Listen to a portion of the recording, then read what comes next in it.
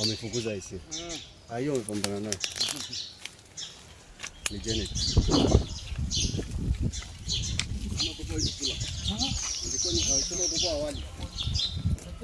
Nani? Wamefukuza. Hawa. Wanakula hiyo.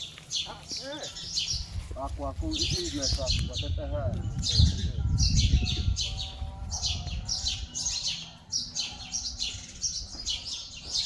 Na pima tutakapo. Hapo shughuli kama shughuli tunatenga huko. Hadi kwa yao